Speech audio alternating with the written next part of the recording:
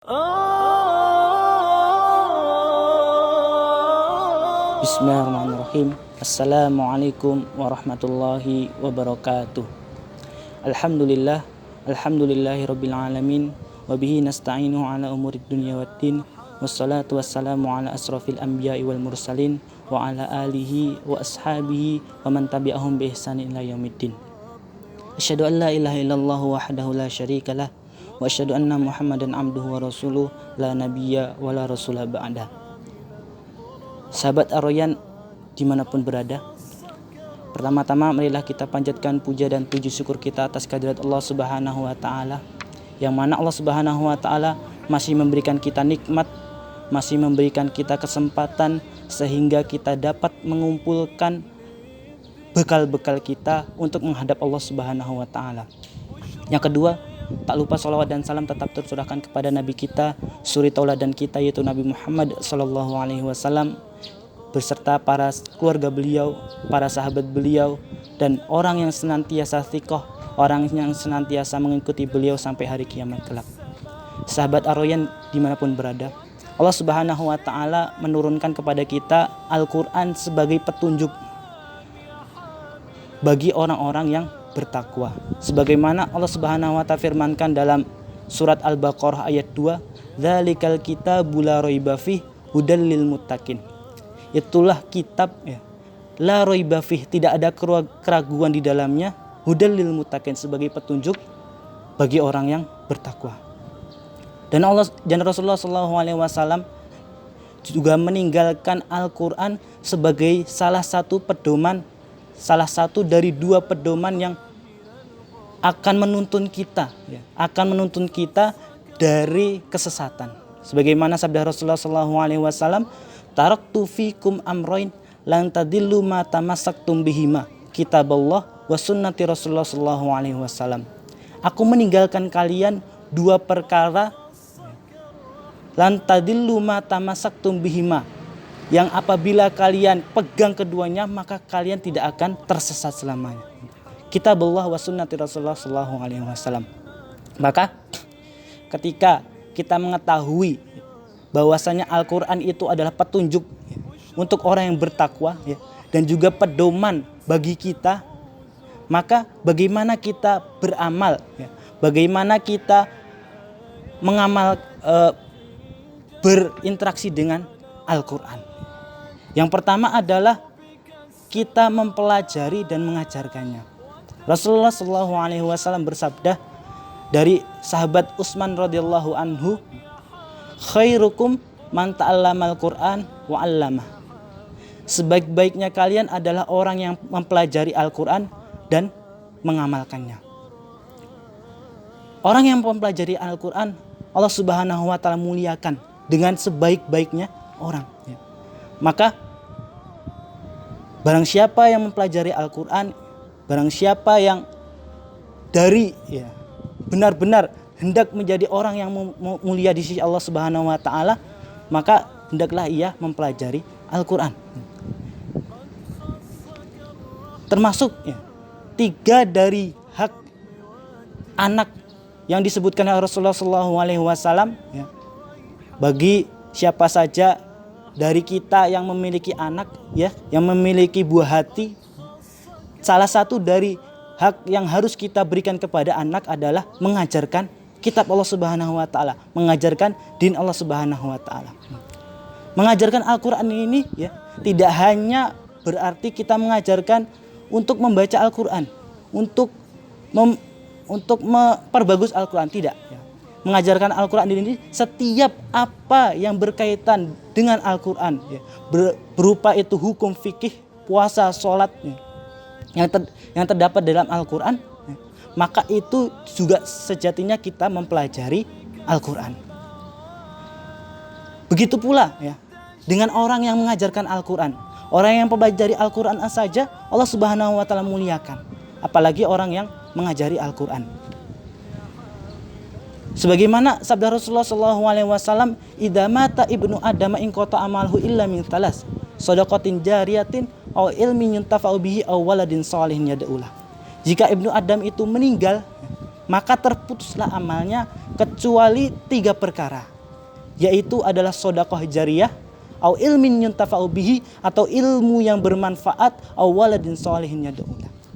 Kita tidak perlu risau ketika kerjaan kita hanya untuk mengajar TPA, hanya sekedar mengajarkan abatasa ya.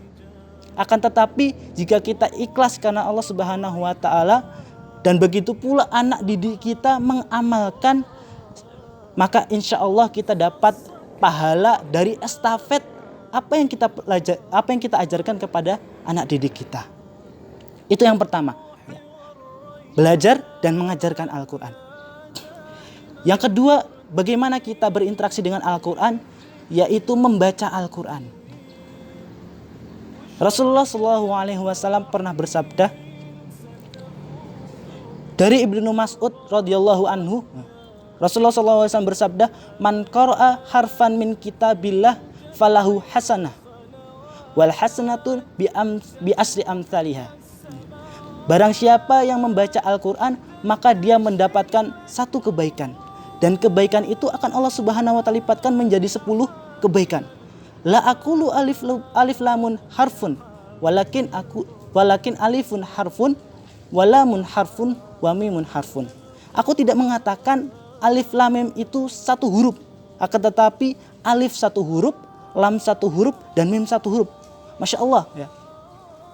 Allah Subhanahu wa taala memberikan kita setiap huruf dari apa yang kita baca dari Al-Quran ya. Dan Allah Subhanahu wa taala juga akan melipat gandakannya menjadi 10 kebaikan. Coba kita bayangkan dalam kita sholat. Ketika kita sholat, kita membaca surat Al-Fatihah berapa kali? 17 kali ya. Maka setiap huruf yang kita baca akan Allah Subhanahu wa taala lipatkan menjadi 10 kebaikan. Masya Allah, berapa kan? Belum lagi apa yang kita baca di luar sholat kita ya. Maka ketika waktu kosong kita gunakan untuk membaca Al-Quran. Kemudian ya, ketika kita membaca Al-Quran, ternyata Al-Quran itu ya akan menjadi syafaat kita pada hari kiamat. Sebagaimana sabda Rasulullah SAW ya, Iqra'ul Quran fa innahu ya'ti yaumal qiyamah syafian li ashabi. Bacalah Al-Quran, maka dia akan ya'ti yaumal qiyamah, dia akan datang pada hari kiamat untuk menjadi syafaat bagi pembacanya. Kemudian itu yang kedua ya. Kita berinteraksi dengan Al-Quran. Yang kedua adalah membaca Al-Quran. Yang ketiga adalah kita menghafalkan Al-Quran. Apa sih tujuan kita menghafalkan Al-Quran? Yang pertama adalah untuk menjaga keaslian Al-Quran. Para sahabat terdahulu ya, ketika Rasulullah SAW mendapatkan firman dari Allah Subhanahu wa taala, maka para sahabat akan menghafalkan dalam benak-benak mereka. Maka ketika zaman Abu Bakar As-Siddiq, para syuhada kebanyakan mereka dari orang-orang yang menghafal Al-Quran, Umar bin Khattab memberi nasihat kepada Abu Bakar untuk mengumpulkan Al-Quran dalam 1 kumpulan. Takutnya ya, para syuhada kelak akan meninggal dan Al-Quran akan berkurang. Maka itulah ya, salah satu tujuan kita menghafal Al-Quran adalah kita menjaga keaslian Al-Quran. Pada hari kiamat kelak, Al-Quran juga akan ya, datang kepada kita sebagaimana sabda Rasulullah SAW, akan didatangkan penghafal Al-Quran dan Al-Quran mendatanginya, maka dia berkata kepada Allah, "Wahai Tuhanku, bebaskanlah dia." Maka Allah Subhanahu wa taala membebaskan dia dan memberikan dia mahkota karomah. Kemudian Al-Quran tersebut berkata lagi, "Wahai Tuhanku, tambahkanlah dia." Maka Allah Subhanahu wa taala memberikan dia baju jubah karomah. Baju atau jubah karomah. Kemudian Al-Quran mengatakan lagi ya, "Ya Allah, ridhoilah dia." Maka Allah Subhanahu wa taala meridhoi dia dan mengatakan, "Bacalah Al-Quran ya, dan naiklah ke derajat surga, dan apa yang terakhir kamu baca itulah derajat kamu." Hadis hasan diriwayatkan Tirmidzi. Sahabat Aryan yang dirahmati Allah Subhanahu wa taala itu Yang ketiga, kita berinteraksi dengan Al-Quran. Yang keempat adalah kita mengamalkan Al-Quran.